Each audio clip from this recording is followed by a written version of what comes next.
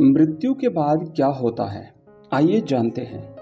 श्रीमद् भगवद गीता में भगवान श्री कृष्ण अर्जुन को गीता का ज्ञान दे रहे हैं। तब अर्जुन पूछता है, हे त्रिलोकीनाथ, आप आवागमन अर्थात पुनर्जन्म के बारे में कह रहे हैं। इस संबंध में मेरा ज्ञान पूर्ण नहीं है। यदि आप पुनर्जन्म की व्याख्या करें तो बड़ी कृपा होगी।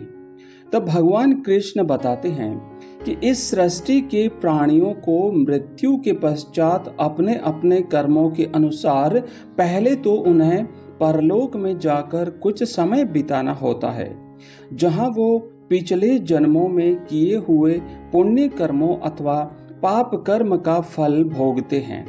फिर जब उनके पुण्यों और पापों के अनुसार सुख दुख को भोगने का हिसाब खत्म हो जाता है, तब वो इस मृत्यु लोक में फिर से जन्म लेते हैं। इस मृत्यु लोक को कर्म लोक भी कहा जाता है, क्योंकि इसी लोक में प्राणी को वो कर्म करने का अधिकार है जिससे उसकी प्रारब्ध बनती है। तब अर्जुन पूछते हैं, हे केशव, हमारी धरती को मृत्यु लोक क्यों कहा जाता है? तब भगवान कृष्ण बताते हैं, क्योंकि हे अर्जुन, केवल इसी धरती पर ही प्राणी जन्म और मृत्यु की पीड़ा सहते हैं। तब अर्जुन पूछता है, अर्थात दूसरे लोकों में प्राणी का जन्म और मृत्यु नहीं होती? तब भगवान कृष्ण बताते हैं, नहीं अर्जुन, उन लोकों में न तो प्राणी का जन्म होता है और न ही मृत्यु, क्योंकि मैंने तुम्हें पहले ही बताया था कि मृत्यु केवल शरीर की होती है, आत्मा की मृत्यु नहीं होती।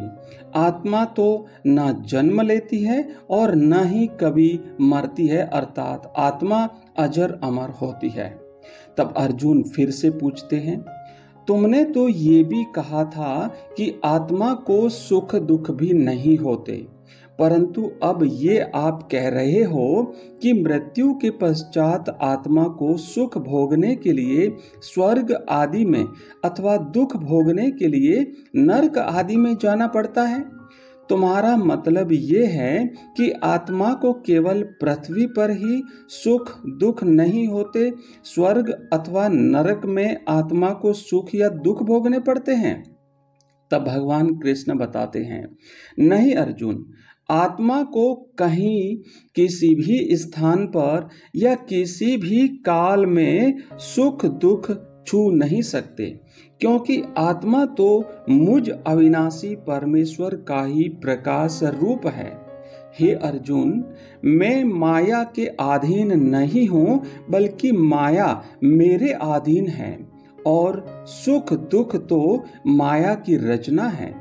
इसीलिए जब माया मुझे अपने घेरे में नहीं ले सकती, तो माया के रचे हुए सुख और दुख मुझे कैसे छू सकते हैं?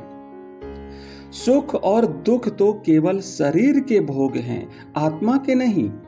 तब अर्जुन पूछता है, हे केशव, लगता है कि तुम मुझे शब्दों के माया जाल में भ्रमा रहे हो।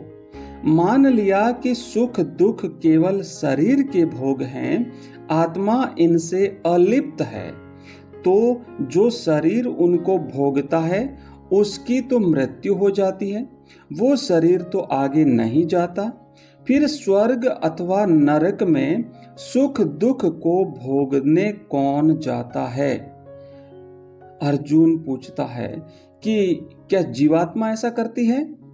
ये जीव आत्मा क्या है केशव?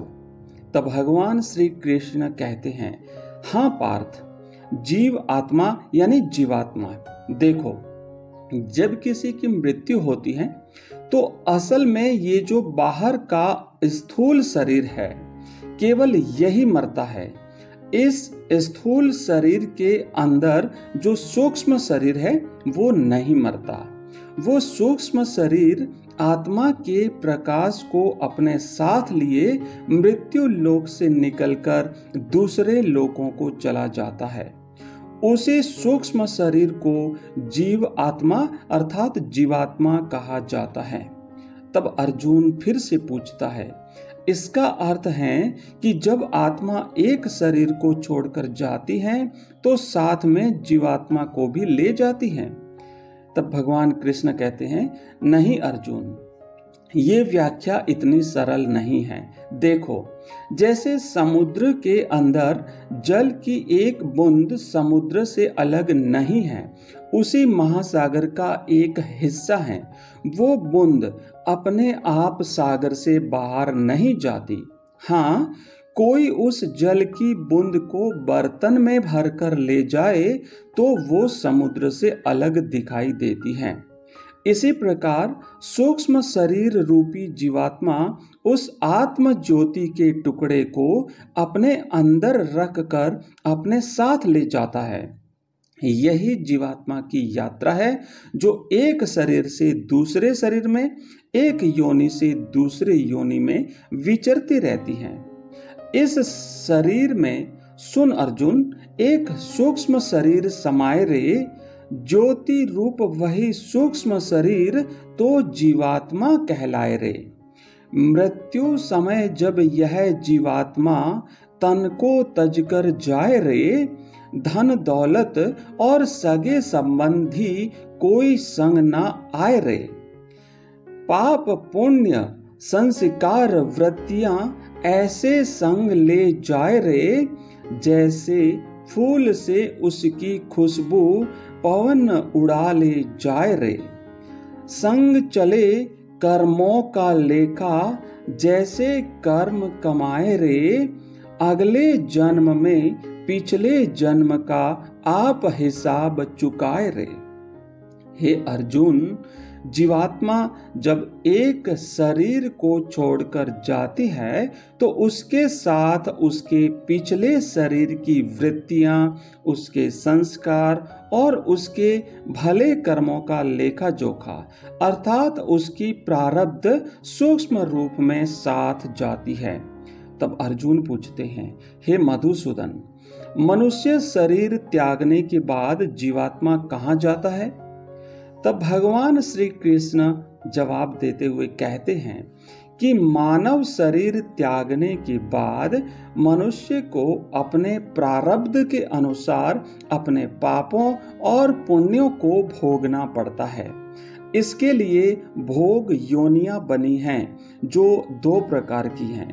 पहली है उच्च योनियां और दूसरी है नीच योनियां। एक पुण्य वाला मनुष्य का जीवात्मा उच्च योनियों में स्वर्ग में रहकर अपने पुण्य भोगता है और पापी मनुष्य का जीवात्मा नीच योनियों में नरक में रहकर अपने पापों को भोगता है। कभी ऐसा भी होता है कि कई प्राणी स्वर्ग नरक का सुख दुख पृथ्वी लोक पर ही भोग लेते हैं। तब अर्जुन पूछता है, इसी लोक में? वो कैसे? तब भगवान श्री कृष्ण जवाब देते हुए कहते हैं कि इसे तुम यूं समझो अर्जुन, कि जैसे कोई संपन्न मनुष्य है, महल में रहता है, उसकी सेवा के लिए दास और दासियां हर समय खड़ी हैं। उसका एक इकलौता जवान बेटा है जिसे वो संसार में सबसे अधिक प्रेम करता है और अपने आप को संसार का सबसे भाग्यशाली मनुष्य समझता है। परंतु एक दिन उसका जवान बेटा किसी दुर्घटना में मारा जाता है। दुखों का पहाड़ उस पर टूट पड़ता है। संसार की हर वस्तु उसके पास होने के बावजूद भी वो दुखी ही रहता है और मरते दम तक अपने पुत्र की पीड़ा से मुक्त नहीं होता। तो पुत्र के जवान होने तक उस मनुष्य ने जो सुख भोगे हैं वो स्वर्ग के सुखों की भांति थे, और पुत्र की मृत्यु के बाद उसने जो दुख भोगे हैं वो नरक के दुखों से बढ़कर थे, जो मनुष्य को इसी तरह इसी संसार में रहकर भी अपने पिछले जन्मों के सुख दुख को भोगना पड़ता है। तब अर्जुन पूछता है, हे मधुसूदन, अब ये बताओ कि मनुष्य अपने पुण्यों को किन किन योनियों में और कहाँ भोगता है।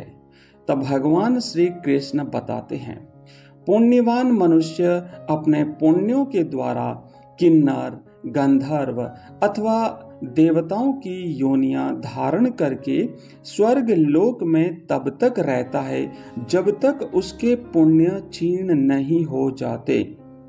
तब अर्जुन पूछता है, अर्थात? तब कृष्ण जवाब देते हुए कहते हैं, अर्थात ये कि प्राणी के हिसाब में जितने पुण्य कर्म होते हैं उतनी ही देर तक उसे स्वर्ग में रखा जाता है। जब पुण्यों के फल की अवधि समाप्त हो जाती है तो उसे फिर पृथ्वी लोक में वापस आना पड़ता है और मृत्यु लोक में पुनर्जन्म धारण करना पड़ता है। प्राप्य पुण्य कृता लोकानुसित्वा शाश्वती समः सूचीनाम श्रीमहताम गेहे योग भ्रष्टो अभिजायते।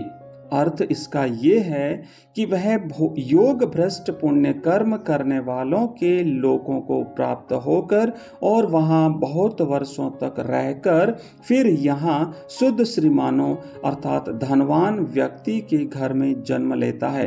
तब अर्जुन पूछता है, परंतु स्वर्ग लोक में मनुष्य के पुण्य क्यों समाप्त हो जाते हैं? वहां जब वो देव योनि में होता है तब वो अवश्य ही अच्छे कर्म करता होगा, उसे इन अच्छे कर्मों का पुण्य तो प्राप्त होता होगा। तब कृष्ण बताते हैं, नहीं अर्जुन, उच्च योनि में देवता बनकर प्राणी जो अच्छे कर्म करता है या नीच योनि में जाकर प्राणी जो क्रूर कर्म करता है उन कर्मों का उसे कोई फल नहीं मिलता। अर्जुन पूछता है, भगवान ऐसा क्यों? तब भगवान श्री कृष्ण कहते हैं, क्योंकि वो सब भोग योनियां हैं। वहां प्राणी केवल अपने अच्छे बुरे कर्मों का फल भोगता है। इन योनियों में किए हुए कर्मों का पुण्य अथवा पाप उसे नहीं लगता। हे पार्थ, केवल मनुष्य की योनि में ही किए हुए कर्मों का पाप या पुण्य होता है, क्योंकि यही एक कर्म योनि है। तब अर्जुन पूछते हैं, इसका अर्थ ये हुआ कि यदि कोई पशु किसी की हत्या करे तो उसका पाप उसे नहीं लगेगा, और यदि कोई मनुष्य किसी की अकारण हत्या करे तो उसे पाप लगेगा। परंतु ये अंतर क्यों है भगवान? तब भगवान श्री कृष्ण कहते हैं, इसीलिए कि पृथ्वी लोक में समस्त प्राणियों में केवल मनुष्य ही एक ऐसा प्राणी है जो विवेकशील है। वो अच्छे बुरे की पहचान रखता है। दूसरा कोई भी प्राणी ऐसा नहीं कर सकता। इसीलिए यदि सांप किसी मनुष्य को अकारण भी डस ले और वो मर जाए तो सांप को उसकी हत्या का पाप नहीं लगेगा। इसी कारण दूसरे जानवरों की हत्या करता है तो उसे उसका पाप नहीं लगता। या बकरी का उदाहरण लो, बकरी किसी की हत्या नहीं करती, घास फूस खाती हैं, इस कारण वो पुण्य की भागी नहीं बनती। पाप पुण्य का लेखा जोखा अर्थात प्रारब्ध केवल मनुष्य का बनता है। इसीलिए जब मनुष्य अपने पाप और पुण्य भोग लेता है तो उसे फिर मनुष्य की योनि में भेज दिया जाता है। ते तम भुक्त्वा स्वर्ग लोकम विशालम क्षीणे पुण्ये मृत्यु लोकम विशन्ति एवं त्रैधर्म मनु प्रपन्ना गतागतम काम कामा लभन्ते। इसका अर्थ है कि वे उस विशाल स्वर्ग लोक के भोगों को भोग कर पुण्य क्षीण होने पर मृत्यु लोक में आ जाते हैं। इस प्रकार तीनों वेदों में कहे हुए सकाम धर्म का आश्रय लिए हुए भोगों की कामना करने वाले मनुष्य आवागमन को प्राप्त होते हैं। तब अर्जुन एक बार फिर से पूछता है, अर्थात देवों की योनियों में जो मनुष्य होते हैं वो अपने सुख भोग कर स्वर्ग से भी लौट आते हैं? तब भगवान श्री कृष्ण कहते हैं, हाँ, और मनुष्य की योनि प्राप्त होने पर फिर कर्म करते हैं और इस तरह सदैव जन्म मृत्यु का कष्ट भोगते रहते हैं। तो मित्रों, इस तरह हमने भगवान श्री कृष्ण और अर्जुन के बीच हुए वार्तालाप के आधार पर यह समझने का प्रयास किया है कि हमारे सत्कर्म ही हमारे साथ चलते हैं। धन्यवाद।